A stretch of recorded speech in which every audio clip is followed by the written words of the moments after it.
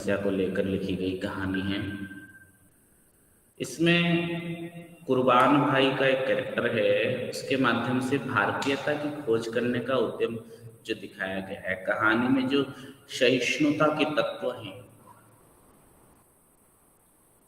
जो भारतीय समाज का मूलभूत गुण है, उस पर हो रहे जो विभिन्न प्रकार के आघात पर उसके द्वारा लोगों को सचेत करने के लिए कहानी लिखी गई है। क्योंकि ये कहानी किसी एक पक्ष की ओर नहीं दिखाती। इस कहानी की विशेषता ये है कि आदर्श संतुलन और बनावट के द्वारा जो है इसमें भारत की जो सांप्रदायिकता की कहानी जो है इसमें, या फिर जो है विभाजन की त्रासदी को बयां करती है कहानी है। उसके अलावा इसी खंड में और एक कहानी थी आपकी स्विमिंग पूल, जिसमें भी वही बताया गया है। स्विमिंग पूल कहानी के असगर वजाहत इसके लेखक हैं।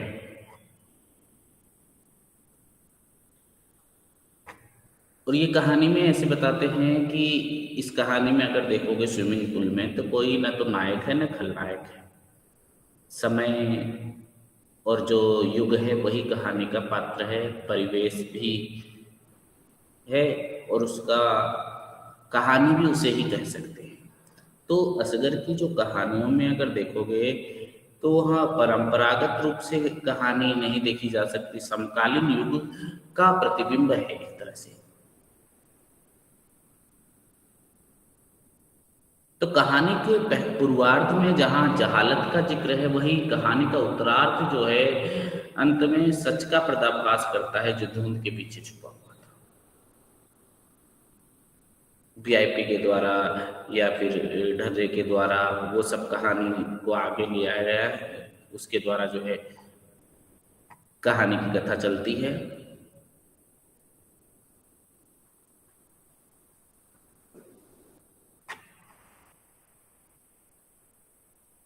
बायोडाटा कहानी भी इसी तरह से है।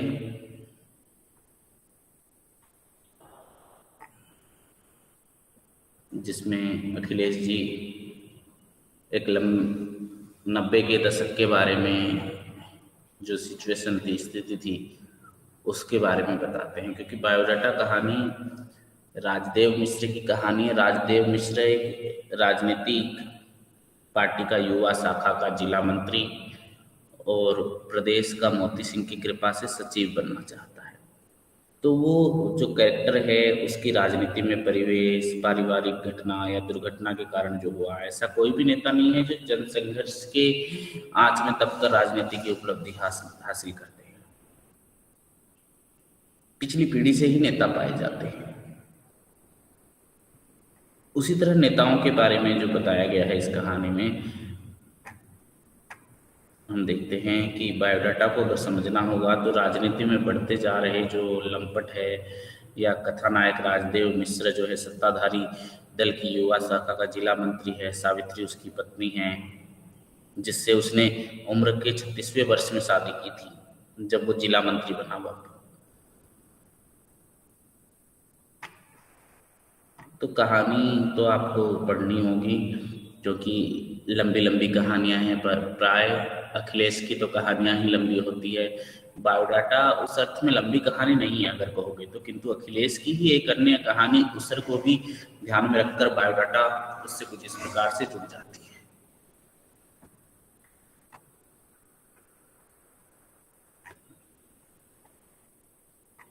सुशीला टागोरे की कहानी जो है सिलिया, उसमें दलित जीवन के बारे में बताया गया। दलित जीवन की कथा कहता यह कहानी सिलिया पर आइए स्टूडेंट ऐड हो गए हैं शायद।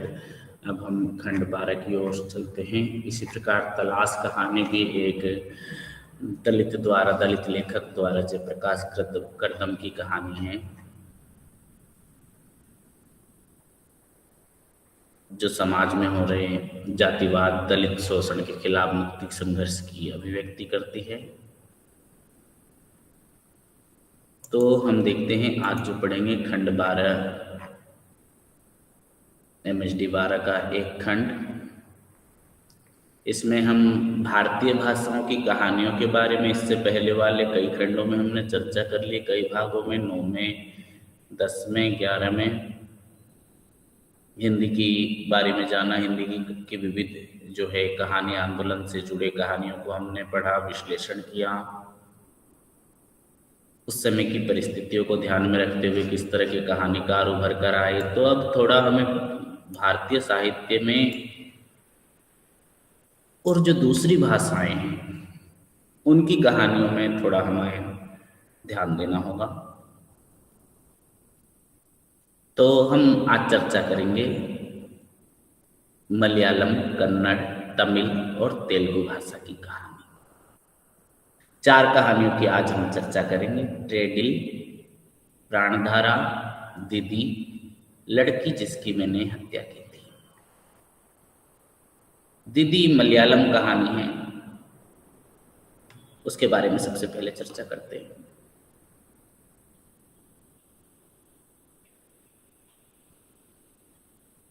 एमटी वासुदेवन नायर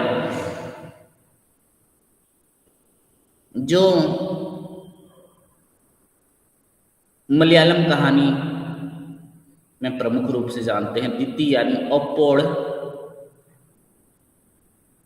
मूल नाम जो है इसका,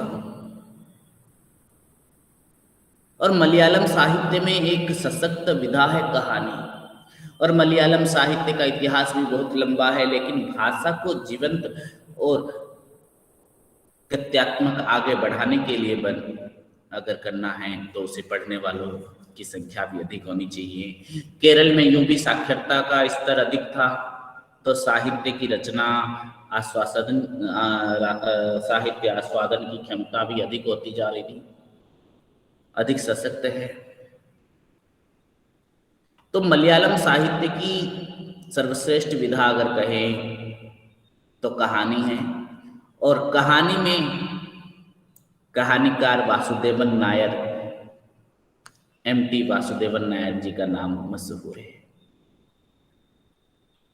मलयालम कहानी के विकास के तीसरे दौर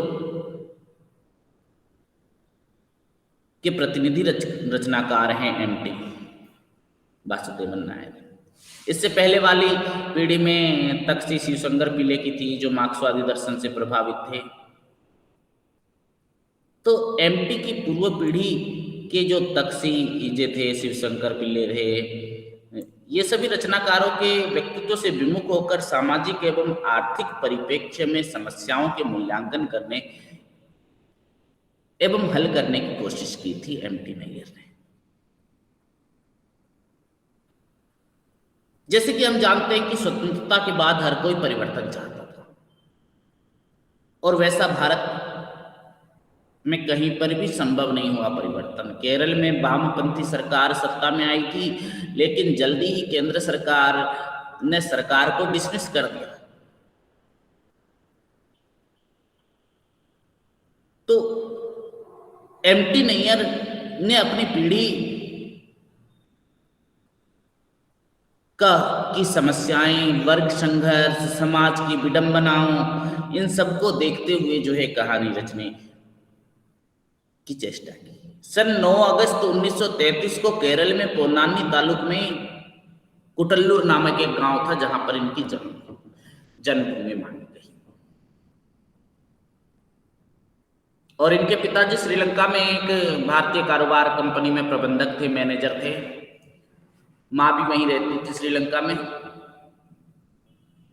पर लेकिन जब बच्चे बड़े हो गए तो केरल वापस आ गए। तो बच्चों को मलयालम भाषा, केरलीय संस्कृति के माहौल से परवरिश करना चाहती थी। पिताजी तो नहीं ठहरे, और छोटे बेटे के प्रति माँ के दिल में विशेष वात्सल्य था। जब एमटी पढ़ते थे, पालक्काड विक्टोरिया कॉलेज में पढ़ रहे थे, तो माँ बुरी तरह बीमार पड़ी, और जब उन्हें उपचार के लिए मद्रास यानी चेन्नई ले जाया जा रहा था, वसु जी माँ से मिलने पालक्काड रेलवे स्टेशन गए थे। सबसे माँ खुशी से विदा ले रही थी, लेकिन वसु को देखते ही सिसक पड़ी। वसु को पता नहीं था कि ये आखिरी विदाई है। और जब माँ की मृत्यु हुई तो वो एग्जाम दे रहे थे, 2 दिन बाद ही उन्हें खबर दी गई थी।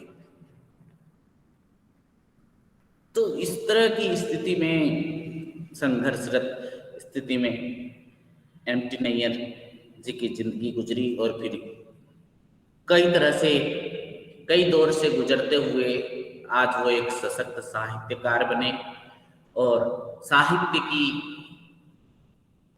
का जो सर्वश्रेष्ठ पुरस्कार था ज्ञानपीठ पुरस्कार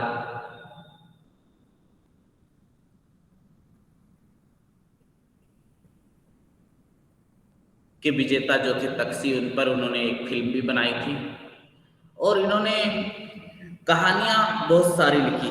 खून से सनी मिट्टी, धूप और चांदनी, दर्द के फूल, तेरी याद में, अंधेरे की आत्मा, तरंग और तीर।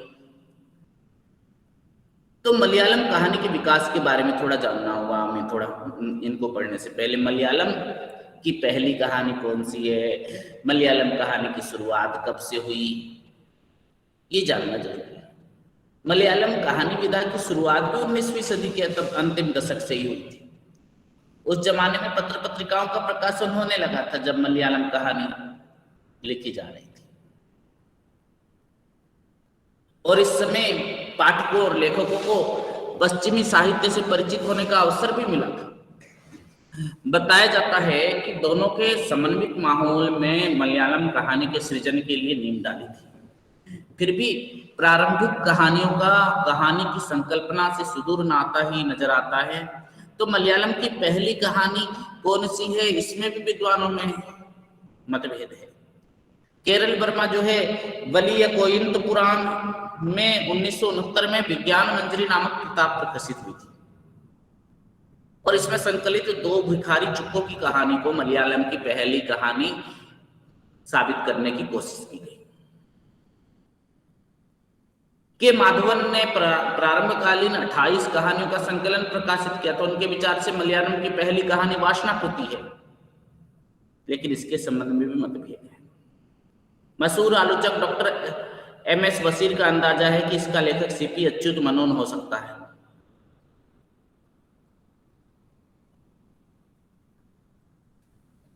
तो मलयालम कहानी का पहला दौर 40 वर्ष का था और इस दौर में कहानी गंभीर तौर पर नहीं रची गई है।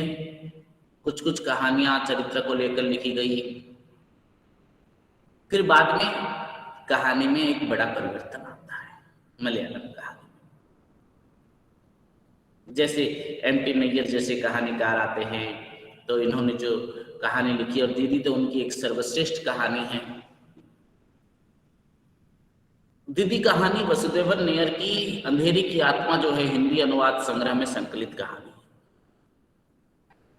और पूरे कहानी एक बच्चे के ख्याल के जरिए प्रस्तुत की गई है। बच्चे का नाम है अप्पू, जिसकी उम्र मुश्किल से 5-6 साल है। उसकी सोच के जरिए कहानी की घटनाओं का आकलन हुआ है, इसीलिए भाषा एकदम सरल है और पात्रों के त्रिकोण में कोई जटिलता नहीं है। ज्यादातर पात्रों का सरोकार अप्पू से, अप्पू के मामा और शादी का दलाल जो है शंकर नायर का सीधा संबंध अप्पू से नहीं है, फिर भी उनका चित्रण अप्पू के नजरिए से ही हुआ है। अप्पू की मां मालू है, जिसे वो दीदी कहकर पुकारता है और मां को दीदी पुकारने की आदत उस पर डाली गई है, इसलिए क्योंकि अप्पू मालू की नाजायज संतान है। मालू की शादी से पहले अप्पू की पैदाइश हुई थी, किसी से उसका इश्क हो गया था और उसकी बरकत है अप्पू। बहन के बिगड़े चरित्र से रूठकर भाई घर में पैर न रखने का प्रण लेकर चला जाता है। 5 साल बाद भी वो घर के फाटक तक नहीं आता है, क्योंकि बहन का दोषी चरित्र का कसूरवार वह मां को मानता है। उसे कोसते हुए कहता है कि सब सीख तुम्हें बेटी को पहले से देनी चाहिए थी मां। मां के गुजरने के बाद तो घर के आसपास तक न आने की धमकी भी देता है मालूम। तो दीदी के रोने के बयान से कहानी की शुरुआत होती है। अब तो सोचता है कि शायद नानी ने गाली दी होगी जब भी रो रही है दीदी। नानी उसे डांटती भी है, लेकिन अप्पू को रोना नहीं आता बल्कि गुस्सा आता है। वो सोचता है कि इतनी बड़ी होकर भी दीदी डांट फटकार क्यों सहती है। बच्चा होने की वजह से नानी के फटकार का असली कारण समझ नहीं पाता। अप्पू क्यों धमकाती है समझ में नहीं आता। नाजायज संतान होने की वजह के दिल में जो है अप्पू के प्रति उसकी ममता नहीं है, नानी की भी ममता नहीं है, इसलिए कि वो बात बात पर गाली देती है। एक बार मालूम माँ से शिकायत करती है कि कोस कोस कर बच्चे को मार डालेगी, तब बुरी तरह से डांटती है माँ। डांट सुनकर भी जब मालू अप्पू से उसके रिश्ते की याद दिलाती है, तब माँ उसके अनैतिक रिश्ते के इंजाम पर बल देती हुई बरस पड़ती है। अरे किसी एरे गेरे से हाय राम मुझसे ज्यादा कहलवाना मत तू। तो माँ बेटी का अनबन झगड़े के कारण ही अप्पू माँ को चाहता तक नहीं, उसे सिर्फ कौन चाहिए दीदी। जब स्कूल के दोस्त अप्पू से कहता है कि उसकी दीदी दरअसल उसकी माँ है, तो अप्पू को दोस्त की मूर्खता पर हंसी आती है। नहीं रे, वो तो मेरी दीदी है। दोनों के बीच झगड़ा होता है। स्कूल से लौटते हुए अप्पू सोचता है कि असल में दीदी कैसे माँ हो सकती है, उसे माँ बिल्कुल नहीं चाहिए। माँ होती है तो क्या मुसीबतें झेलनी पड़ती है क्या। दीदी की माँ है देख तो नानी दीदी को चैन से बैठने तक नहीं देती। मेरी माँ नहीं है तो ठीक है। रात को दीदी से सटकर लेटते, नींद आने तक दीदी अप्पू को कहानियां सुनाती है। कहानी सुनना अप्पू को बहुत पसंद है। पर एक रात हुआ क्या, कहानी सुनाने के बदले दीदी चुपचाप पड़ी रहती है। थोड़ी देर बाद अप्पू से पूछती है कि तू एक दिन बड़ा हो जाएगा तो तू बड़ा आदमी बनने पर दीदी का खूब ख्याल रखेगा ना तू। अप्पू हाँ। उसे लगा कि 2-3 दिनों से दीदी की तबीयत खराब है। वो चुपचाप अप्पू को नहलाती है, खिलाती है, बाल संवारती है। ये सब करते उसके चेहरे की ओर ताकती भी रहती है। असली बात तो ये थी कि नानी दीदी की शादी की योजना बना रही थी। नानी दीदी से बना रही थी कि उसकी बात सोचकर तुम्हें मन मारने की जरूरत नहीं। वो अप्पू की ओर संकेत कर रही थी, उसकी बात सोचकर तू दिल मत मार। ऊंची आवाज में समझा रही थी कि जो हो गया सो हो गया, इधर उधर की बातें सोचने से कोई फायदा नहीं है। अगर यह भी हाथ से निकल गया तो जिंदगी भर पछताना पड़ेगा तुझे। शंकरन नायर नानी को भी समझा रहा था कि बच्चे की भनक तक उस आदमी के कान में न पड़े। अप्पू ने इन सबकी बातें सुनी थी, लेकिन उसे कुछ समझ में नहीं आ रहा था क्या क्या बातें कर रहे हैं ये लोग, क्यों झगड़ा कर रहे हैं। तो एक दिन स्कूल से लौटने पर अप्पू को मीठा पकवान मिलता है, जो विशेष अवसर पर ही बनाया जाता है। मीठा पकवान दोस्त चक्कन से अप्पू को पता चलता है कि घर पर मेहमान आए थे। पहाड़ी प्रदेश वायनाडू से दीदी को देखने कोई आया था। शंकरन नायर बता रहा था कि उसके पास सरकार से मिली 4 एकड़ जमीन है। बिटिया को कोई तकलीफ नहीं होगी, मेहनत करने पर आराम से गुजारा हो सकता है। तो इस घटना के बाद एक दिन सुबह दीदी अप्पू को जगाती है, नहलाती है, मांड भात पिलाने के बाद कपड़े पहनाती है, फिर सारी सलाह देती है। फिर अप्पू को छाती से लगाकर टूटी आवाज में पुकारती है, मेरे बेटे। फिर रुद्ध कंठ से अप्पू से कहती, बेटे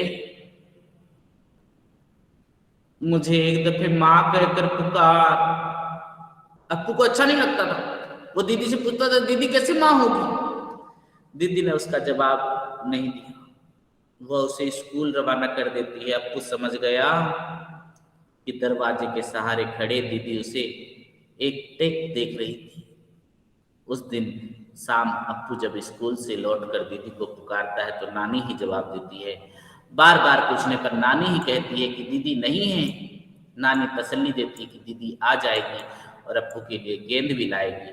अप्पू को गुस्सा आ रहा है कि उसे साथ लिए बिना बिना बोले दीदी क्यों गई।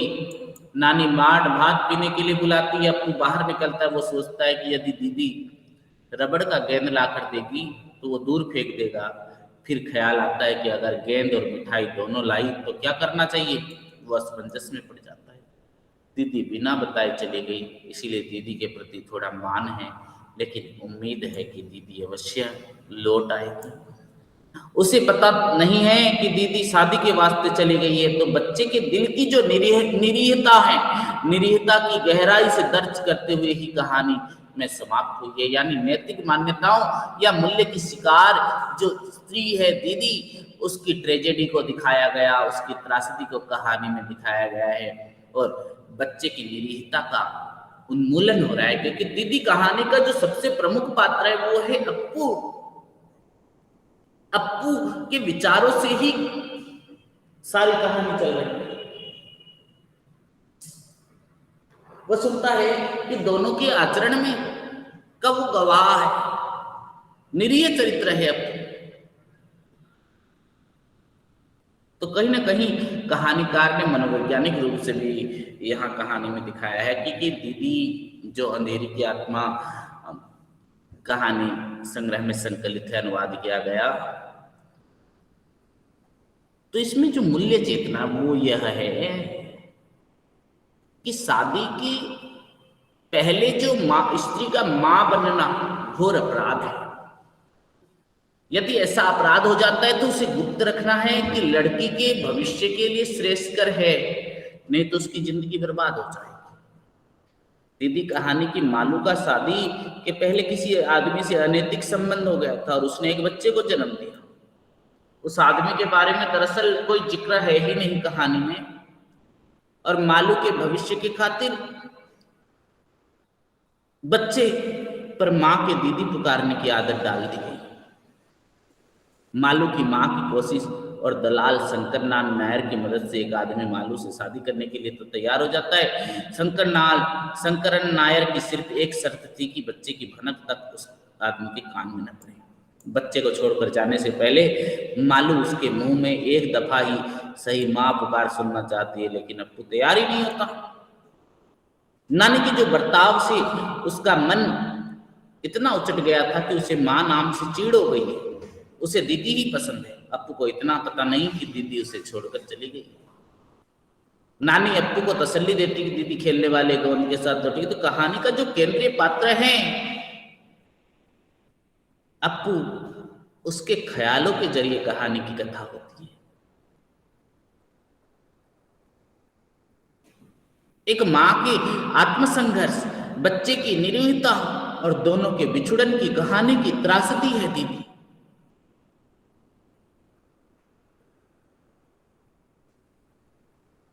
तो इस तरह से कहानी में ये बताया जाता है मानवीय मूल्य, सामाजिक जिंदगी, संस्कृति और मूल्य चेतना का चित्रण करती कहानी दीदी। इसके बाद और एक कहानी आती है भारतीय भाषा कन्नड़। कन्नड़ की एक कहानी है, एक लड़की जिसकी मैंने हत्या की थी।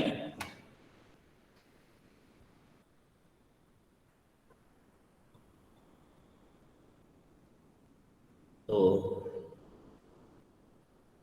कन्नड़ के सुप्रसिद्ध कथाकार आनंद की एक कहानी है।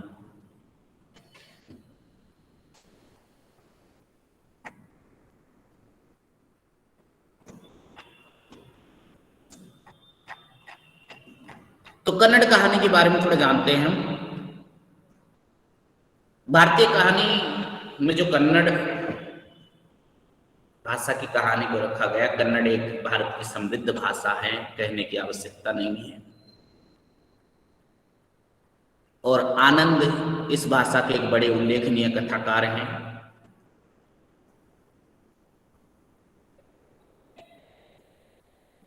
कन्नड़ भाषा के कहानीकारों और उपन्यासकारों ने भारतीय कथा साहित्य में बहुत कुछ नया जोड़ा। आनंद, जिनका मूल नाम था अजामपुर सीताराम,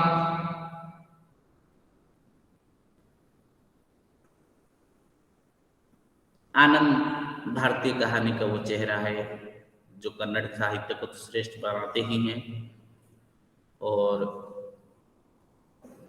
इन्होंने कई जो है प्रख्यात फिल्मकारों के साथ मिलकर फिल्म भी बनाई। तो सुप्रसिद्ध कथाकार आनंद की ये जो कहानी है, भारतीय समाज को विवेकशील और सहृदयता से देखने की जो प्रभावशाली कोशिश है। फ्लैशबैक शैली में जो लिखी गई कहानी, जिसमें लेखक खुद कहता है,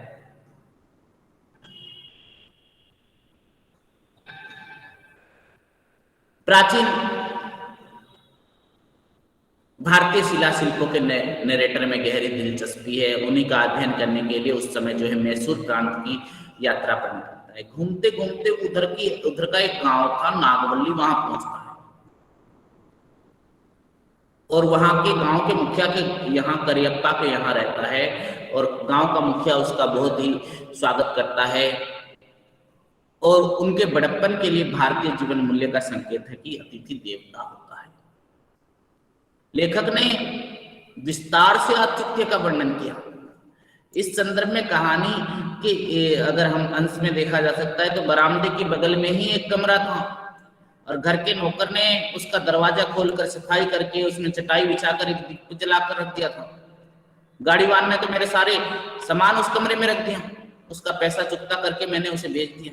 तो करियप्पा बोले, अब आप कपड़े बदल सकते हैं। मैंने कमरे में जाकर कपड़े उतारे, धोती कमीज बदल कर आ गया। इतने में किसी ने भीतर से गर्म पानी लाकर दे दिया। मैंने हाथ को मुंह धोया, आधे घंटे में भोजन निपट गया। यानी जो स्टोरी बताई गई, बहुत अच्छी तरह से उनका स्वागत सत्कार किया गया, और उनके घर में रहना उनके लिए बड़ी प्रसन्नता की बात थी। यह उनकी हर बात में झलक रहा था। बातों ही बातों में उनका परिचय मिला। खाता पीता हुआ घर था, 400 रुपये लगान देते थे। घर भी खूब बड़ा बना रखा था, गांव में वो सबसे बड़ा घर था, और सबसे बढ़कर तो उनकी निष्कपट नम्रता थी जो लेखक को प्रभावित करती है। तो ये कहानी के प्रथम भाग में ये दिखाई देता है। फिर अगर हम देखते हैं कि जो कहानी का लेखक है वो एक सदगृहस्थ है, वो अपनी यात्रा विवरण अपनी धर्मपत्नी लक्ष्मी के पत्र के माध्यम से भेजता रहता है कि मैं यहाँ आया हूँ, मेरे साथ ऐसा आदर सत्कार हुआ। नागवल्ली गांव में थोड़े आराम और इम्तिनान के बाद वो एक विस्तृत पत्र अपनी पत्नी को लिखता है, और ये कहानी के कालखंड की कथाएं कहती है। यात्राएं बैलगाड़ी से जाती है। आज की तरह ईमेल, एसएमएस या फोन, मोबाइल फोन की सुविधा नहीं थी उस समय। 25-30 वर्ष पहले की कविताओं और गीतों में भी चिट्ठियों का संदर्भ आता है। लोकगीतों में तो कबूतर, तोते, चिट्ठियों का भी संदर्भ है। तो ये कहानी में जो लेखक पत्र लिखता है, ठीक से लिफाफे में बंद कर उसकी गोपनीयता को सुरक्षित करता है। जाहिर है कि इसके बाद लेटर लिखने के बाद लेटर बॉक्स में ही डालना चाहिए। लेखक को पता नहीं लेटर बॉक्स कहाँ है। वो अपने कमरे के बाहर निकलकर देखता है कि एक लड़की बैठी हुई थी। उस लड़की को बेटी संबोधित कहकर लेटर बॉक्स का पता पूछता है। लड़की आग्रह करके वो पत्र लेटर बॉक्स में डालने के लिए ले लेती है, और संवाद के इसी क्रम में लड़की का संक्षिप्त नाम सामने आता है, चेन्नी। चेन्नी अर्थात चेन्नम्मा। पूरी कहानी ये चेन्नी के इर्द गिर्द घूमती है। चेन्नी कौन है, कैसी है, यह भी जानते चलते हैं। लेखक ने उसका परिचय देते हुए कहा कि सीधे सीधे उसे ही देखते हैं। पहला परिचय जरा मुस्कुराई। गांव की उस बच्ची की विनयशीलता और सरलता को देखकर मुझे बड़ा संतोष हुआ। दूसरा परिचय क्या है? चेन्नम्मा जन्म से ही मुस्कुराहट लेकर आई। मैंने जब भी देखा उसके सरल मुख पर मुस्कान ही दिखाई दी। वह मृदु भाव से इधर उधर कपोलों में घुसकर फूलों के गुच्छों की तरह परिमल होती है। परिपूर्ण ठंडी बयार में समान हृदय में नन्ही तरंगे उठने वाली सरल मुस्कान सी थी। आंधी में फंस जाए तो केवल धूप मिलती है, आंख और मुंह से मिट्टी पर उठती है और सौरभ नहीं रहता है। गांव की उस लड़की की हंसी, ओह वो तो मल्लिका के फूल के समान थी। मल्लिका के फूल की शुभ्रता का क्या कहना, कैसा परिमल, चेन्नी अर्थात चेन्नम्मा के व्यक्तित्व में सुंदरता, सहजता, सहृदयता का विरल संयोग है। लेकिन इसके ठीक बाद चेन्नी के जीवन की उस विडंबना का पता चलता है जो अंधविश्वास की कोख में पैदा हुआ है। रात के अंधेरे में चेन्नी जो है लेखक के कमरे में आती है और लेखक को पता चलता है कि वो बसवी है। इस प्रश्न को समझने के लिए सीधे सीधे कहानी अगले बसवी यानी क्या? अरे मालिक ऐसा क्यों कहते हो? मेरी शादी नहीं हुई है, मैं बसवी हूं। क्या क्या क्या क्या क्या कहा? मुझे बसवी बनाकर छोड़ दिया मेरे मालिक। बसवी बसवी यानी इसका माने क्या? भगवान के नाम पर छोड़ दिया। मैंने पूछा भगवान के नाम पर छोड़ दिया? किसने? माता पिता ने? क्यों छोड़ दिया? मालिक आज से 8 वर्ष पहले मैं बहुत बीमार पड़ी थी। तब मेरे माता पिता ने मरड़ी भगवान के नाम मन्नत मांगी कि यदि मैं ठीक हो जाऊं तो उस भगवान के नाम पर मुझे बसवी छोड़ देंगे और मैं ठीक हो गई मालिक। तो तुम शादी नहीं करोगी बेटा? नहीं मालिक। यूं ही रहोगी? हाँ मालिक, यूं ही रहूंगी। तो यही वो स्थल है जहां पर आपको विडंबना की पहचान करती है। देखो, बेटी के बीमार होने पर माता पिता उसके जीवन के लिए चिंतित है। उनकी एक अभिलाषा है कि बेटी का जीवन बच जाए, और दूसरा पक्ष है क्या है? बचेगी तो भी क्या फायदा? अंधेरे में उसका जीवन। बेटी बच जाएगी तो उसे बसवी बना देंगे। बसवी यानी देवदासी से मिलती जुलती एक प्रथा है। लेखक कहना चाहता है कि क्या ईश्वर से उसका जीवन इसलिए मांगा था कि बसवी बनाकर रोज रोज मरने के लिए छोड़ देंगे, वो भी भगवान के नाम पर? ये तो ईश्वर और धर्म को कटघरे में खड़ा करना हुआ ना। ईश्वर के परम औदात्य का प्रतीक है, फिर वो एक बच्चे के लिए बसवी जैसे जीवन की सृष्टि क्यों करेगा? यह विशुद्ध अंधविश्वास का मामला है। लेखक आधी आबादी के पक्ष में इस कुरीति पर प्रहार करता है। कथा के क्रम में वो कई बार अपनी पत्नी को याद कराता है। स्मरण बार बार दिखाई देता है कि लेखक के भीतर अपनी पत्नी के प्रेम का प्रकटीकरण तो है, यानी स्त्री मात्र के प्रति उसके सम्मान के भाव का भी प्रकटीकरण है। तो लेखक इस बात से आहत है कि कौन सी प्रथा है ये, जो ऐसी प्रथा जो भावनाओं और सपनों के बीच भरी बच्चों को बसवी बनाकर लोगों की सेवा के लिए प्रस्तुत करने में गरिमा और संतोष का अनुभव करती है। जाहिर यही है कि ईश्वर को कलंकित करने की कोशिश है। दोनों आपस में बहुत देर तक बात करते हैं, लेखक और चेन्नम्मा। उस संवाद को कुछ दिया गया है। लेखक चेन्नम्मा को समझाना चाहता है, उसके भीतर धर्म और ईश्वर का जो गलत भय पैदा किया गया है उसे निकालना चाहता है। वो कहता है कि तो सुनो, स्त्री के लिए मान ही प्राण है। मान खो देने वाली स्त्री का जीवन बहुत खराब होता है। तुम लोगों के पास जो कुछ भी है वो मान ही है। तुम लोगों को उसे ऐसे नहीं बेचना चाहिए। ज्ञानियों का कहना है कि मानहीन स्त्री के लिए नरक में भी स्थान नहीं है। चेन्नम्मा प्रतिवाद करती है। उसके प्रतिवाद में वो सीख है जो उसके भीतर भरती गई है। वो कहती है, मालिक, तो शादी वाली स्त्रियों के लिए जिनके पति है उसकी बात, आपकी बात ठीक है, वे हमारे जैसी हो जाए और वे उन्हें जाति से बाहर कर दिया जाता है। हमारे लिए तो आप जैसे कुलीनों की सेवा है। लेखक फिर समझाता, चेन्नम्मा तो समझती नहीं है। सुनो, भगवान के नाम पर स्त्रियां यदि मान खो दे तो क्या वे पसंद करेंगे? भगवान की मन्नत की है कि भगवान की सेवा करो, कौन मना करता है? वो छोड़कर इस प्रकार मान नहीं गंवाना चाहिए।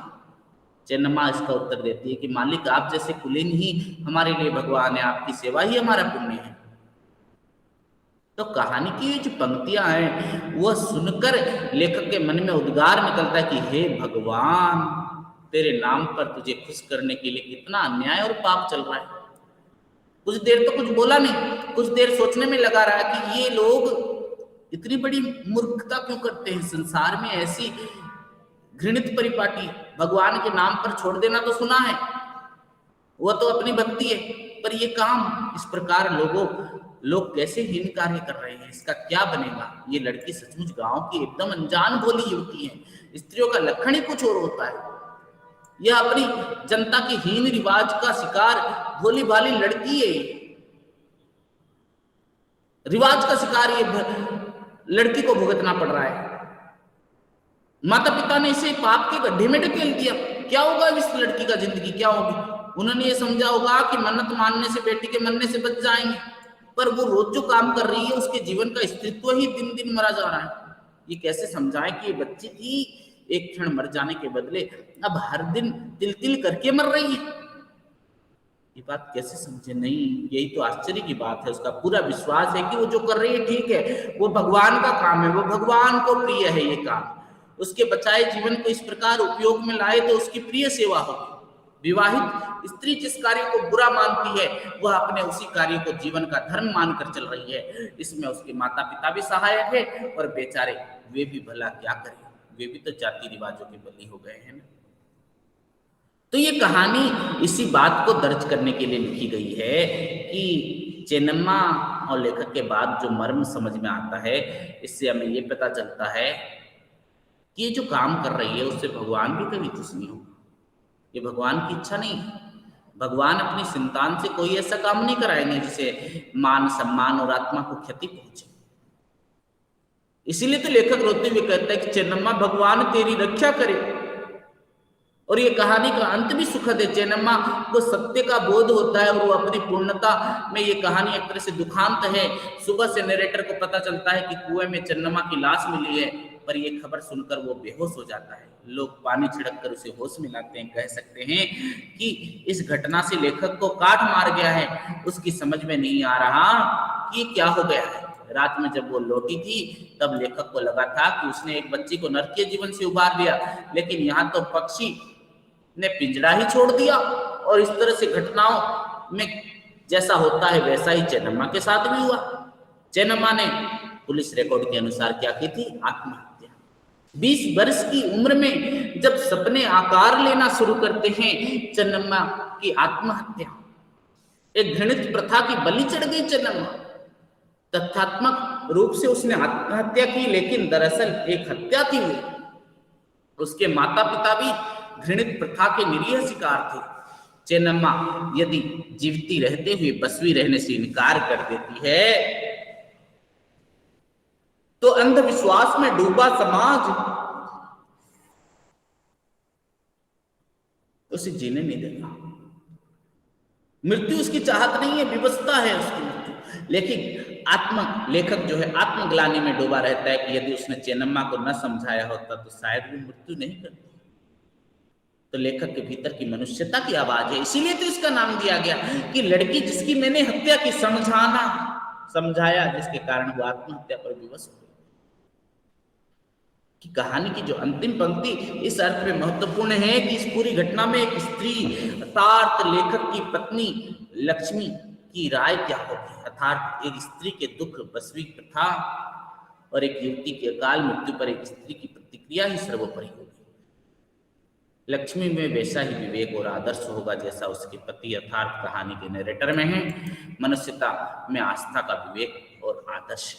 तो बहुत ही सुंदर शैली में लिखी गई, सरल और सरस भाषा शब्दों में जो है लिखी गई कहानी, कन्नड़ भाषा के आनंद की कहानी। एक लड़की जिसकी मैंने हत्या की थी, मैं चेन्नी जैसे आत्मा, चेन्नी जैसी स्त्रियों की आत्मा को किस तरह से समाज में ये फैली बुराइयां, रूढ़ियां, अंधविश्वास अगर मिटेंगे तभी चेन्नी जैसी लड़की को जो है शांति मिलेगी। अगली कहानी है ट्रेडिल कहानी। जयकांतन तमिल भाषा की कहानीकार।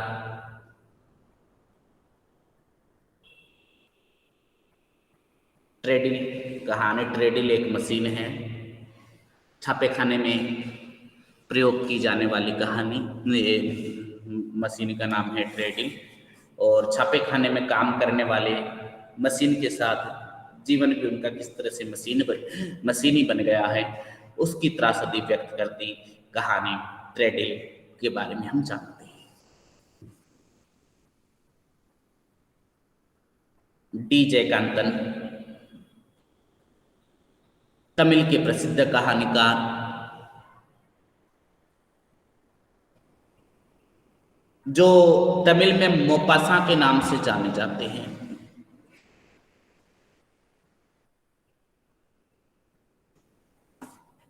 स्वातंत्र्योत्तर काल के प्रमुख कथाकार,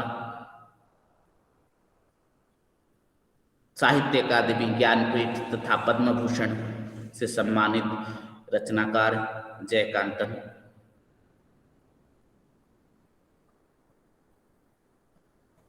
इसी बीच बोलना चाहूँगा, जो भी स्टूडेंट्स ऑनलाइन बने हुए हैं अपना एनरोलमेंट नंबर और नाम मैसेज बॉक्स में टाइप कर दें।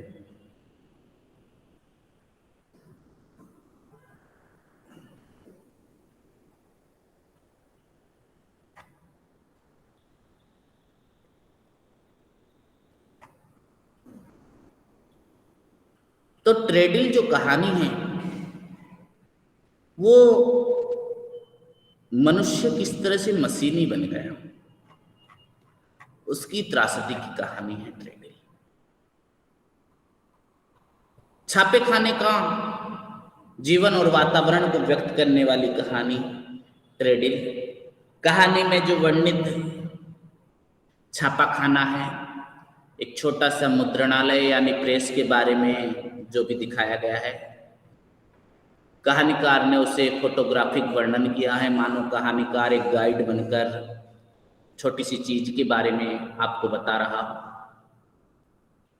तो कहानीकार प्रेस सामग्री मशीन छपकर आने से पहले की स्थितियों के बारे में भले आपको परिचित करा रहा हो, लेकिन उसका लक्ष्य कुछ और है। ट्रेडिल मशीन को क्रियाशील करने वाले जो मजदूर के विनायक मूर्ति के बारे में, उसकी जीवन की स्थितियों के बारे में जो संवेदनात्मक चित्र प्रस्तुत किया है कहानीकार ने, वही उसका मूल लक्ष्य है।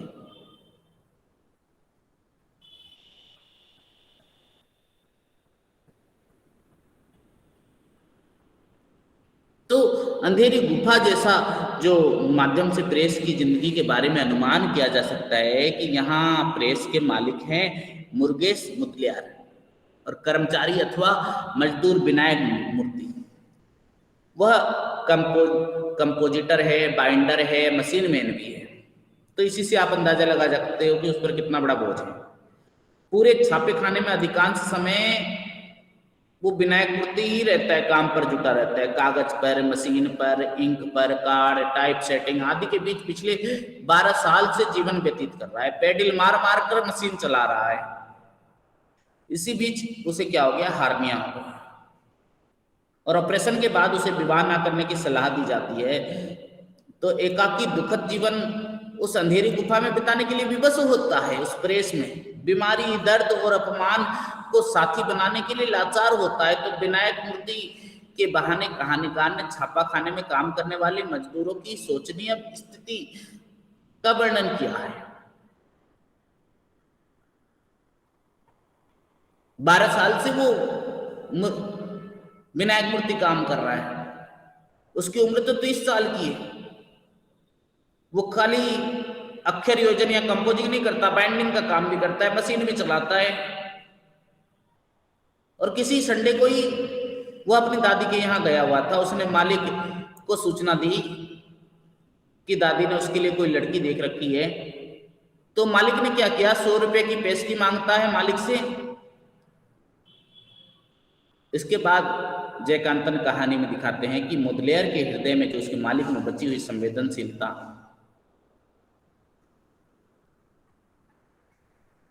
और पूंजी की संपूर्ण सत्ता के कब्जे में बचे रहने का प्राण मिलता है। बाहर निकलते हुए मुदलियार ने अपने आप से कहा कि पट्टे की उम्र हो गई। जब हमारे पास आया था तो 18 साल का छोकरा था। हमारे सिवा इसका अपना कौन था। शादी में कोई कसर नहीं होनी चाहिए। अपने कर्मचारी के विवाह में कोई कसर न हो देने की इच्छा से यह सिद्ध होता है कि मुदलियार में इंसानियत जीवित है। अतः इसे आप संबंध निहित लगाओ नहीं कह सकते, लगाओ कह सकते हैं। मालिक और कर्मचारी के संबंध में एक तनाव भी ट्रेडिल कहानी में मौजूद है। और विनायक मूर्ति 20 रुपए में ही काम करता है। काम की भीड़ और मुदलियार के मूड के मुताबिक चाय पीने या नाश्ता करने के लिए भी समय पर मिलने वाली फालतू आमदनी को जोड़ दे तो तनख्वाह 30 रुपए तक पहुंच जाएगी। पर जो मेहनत करता है, 20 साल से काम कर रहा है, 20 साल का प्रेस है और 12 वर्षों से विनायक मूर्ति काम कर रहा है। मशीन में गड़बड़ी आती है तो पल भर में मशीन बंद क्यों कैसे हो गई? मुदलियार ने चिल्लाना शुरू कर दिया, अबे मशीन क्यों बंद कर दी? ग्राहक अभी आने वाला ही है, समझे? अबे जो ये मालिक की भाषा है, यानी उसके वर्चस्व को कायम रखने वाली भाषा है। काम का दबाव यानी प्रेशर हमेशा नौकर पर डालता है, नौकर काम के बोझ में दबा हुआ रहता है।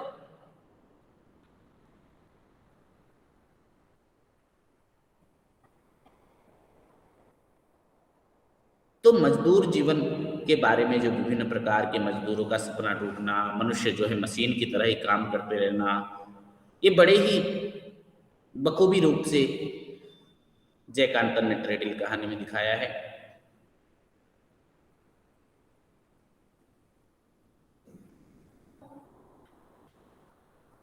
अगली कहानी है तेलुगु कहानी प्राणधारा, कालीपट्टनम रामाराव की कहानी।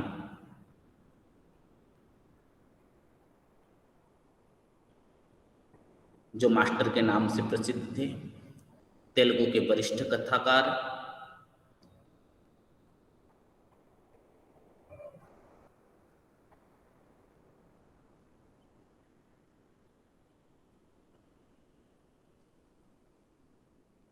तो जो इन कालीपट्टनम रामाराव की कहानी है प्राणधारा, उसके बारे में आज हम जानते हैं।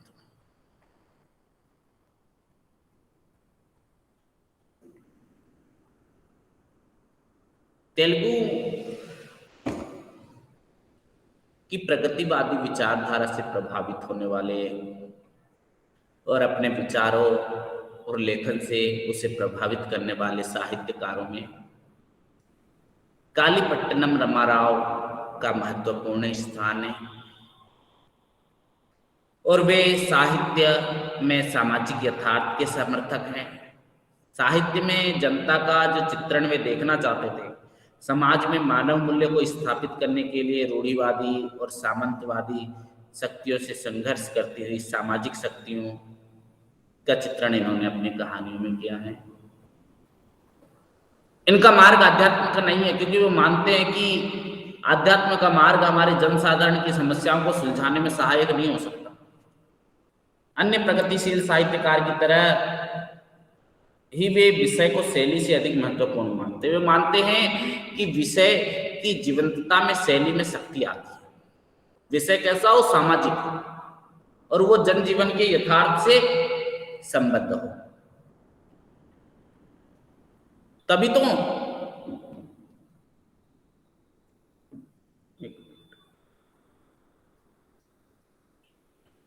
किसी रचना को उपयोगी मानते हैं। रामाराव जीवन के बारे में, मानव मन की विभिन्न प्रवृत्तियों के बारे में असाधारण समझ रखने वाले लेखक हैं। इस कारण इनकी रचना जो है प्राणधारा अनेक कारणों से एक महत्वपूर्ण कहानी है। ये एक यथार्थवादी कहानी है जिसमें निर्धन लोगों के जीवन की विभिन्न स्थितियां, भारतीय समाज में निर्मम और घृणास्पद यथार्थ की ओर पाठक का ध्यान आकृष्ट किया है।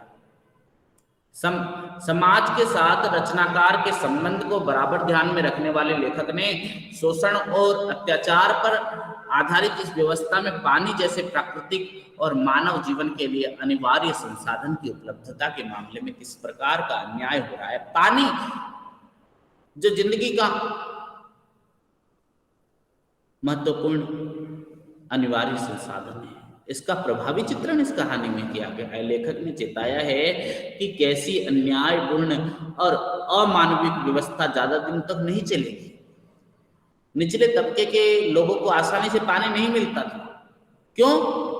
क्योंकि समाज में दलित भावना थी, उनके अंदर भेदभाव था, अछूत माने जाते थे, और अछूत माने जाने वाले लोगों के पानी के संकट का मार्मिक चित्रण करने वाली जो प्रेमचंद की कहानी है ठाकुर का कुआं, बखूबी याद आ जाएगी। जैसे जोखू नाम का जो अछूत था, बीमार था, उसे प्यास लगी, घर का पानी तो बहुत सड़ा हुआ है, बदबूदार हो गया, पर रात के वक्त प्रेमचंद की कहानी में जो पात्र आया, उसकी जोखू की पत्नी गंगी चोरी चोरी अछूतों के लिए जो निषिद्ध रहता है, उस कुएं पर जाना का अधिकार नहीं है उनका। ठाकुर के कुएं से पानी भरने जाती है। अगर इस समय वो पकड़ ली गई तो उसके लिए माफी या रियायत की रत्ती पर भी उम्मीद नहीं है। प्रेमचंद ने ये जो घटना है, पानी के लिए जो संघर्ष है, उसको इस प्रकार से वर्णन किया प्रेमचंद ने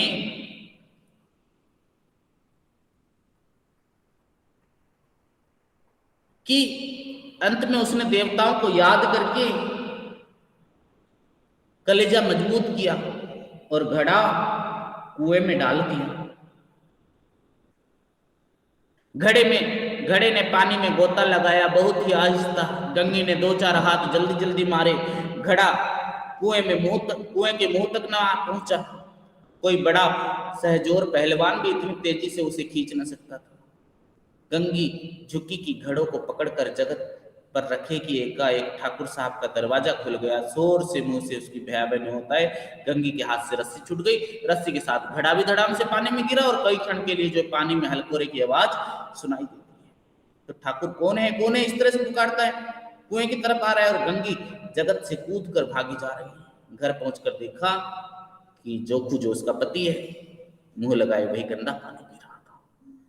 तो समसामयिक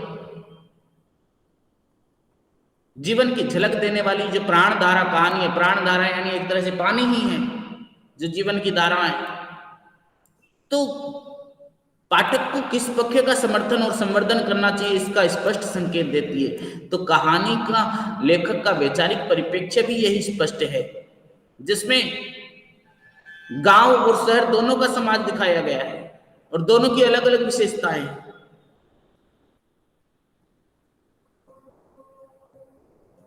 गांव के बहुत से लोग जीविका की तलाश में शहर आते हैं, फिर भी अपने गांव से उन लोगों का संबंध बना रहता है। एक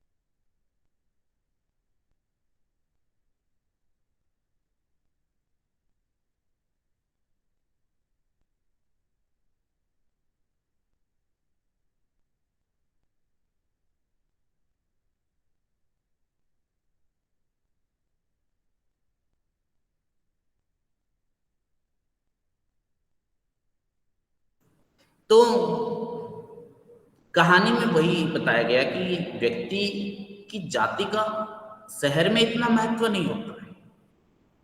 बहुत से लोग शहर में जान भी नहीं पाते जाते। तो कहानी में राव साहब की जाति के बारे में तविट्टमा के पूछने पर सत्यवती कहती है, शहर में जात पात की बात जल्दी से ही पता नहीं चल पाती, यहां तक कि सारी ओहदे की होती है वो जाति। तो प्राणधारा कहानी में वही जो है रोचकता के साथ यहाँ पर प्रस्तुत किया गया है कहानी में। तो फिर हम अगली क्लास में क्लास करेंगे जो है खंड 12 के MSD 12 का ब्लॉक 2 पढ़ाया जाएगा अगली क्लास में, जिसमें हम 3 कहानी पढ़ेंगे। एक तो बंगला कहानी, अपने लिए शोक गीत, एक असमी कहानी, एक अविस्मरणीय यात्रा पढ़ेंगे और ओडिया की प्रमुख कहानी जो है बोघई का कल हम वाचन करेंगे और उसके बारे में आलोचना करेंगे। आज के लिए इतना ही, फिर अगले क्लास में मिलेंगे। जो भी स्टूडेंट्स ऑनलाइन बने हुए हैं अपना एनरोलमेंट नंबर अपने मैसेज बॉक्स में टाइप कर दें।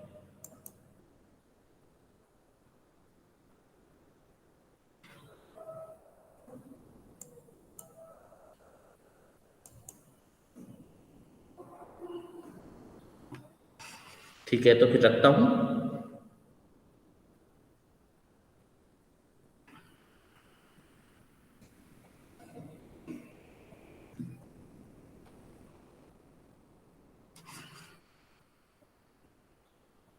तो जो पढ़ाया समझ में आया आज वाला?